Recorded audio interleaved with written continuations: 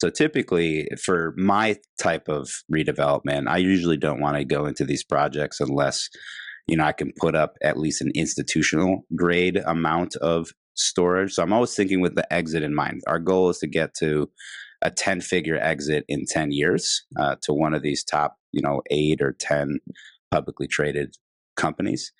So I'm not going to look at any facilities that I can't at least get 65,000 net rentable square feet. And our typical efficiency based on, locations of pillars and the layout of the box or the envelope is, anywhere between 73 to 78%.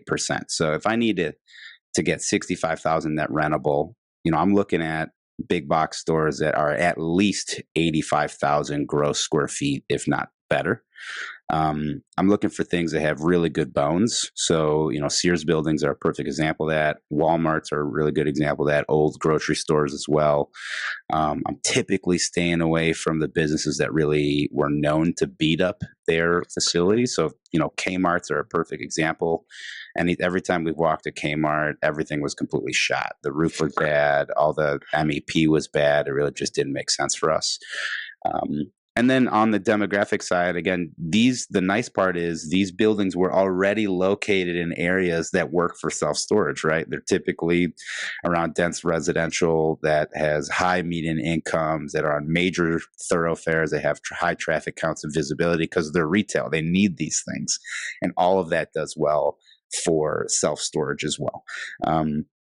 Other than that, depending on the pricing, I will also look at clear heights. So, typically we're buying these buildings at anywhere between $8 to $20 a foot, but there are other sellers out there that are trying to get almost double that for these vacant boxes.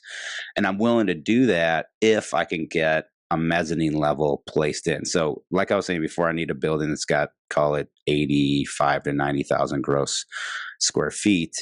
But let's say it doesn't have that. Maybe it's only 50,000 gross square feet. However, the clear heights are 24 feet to the rafters.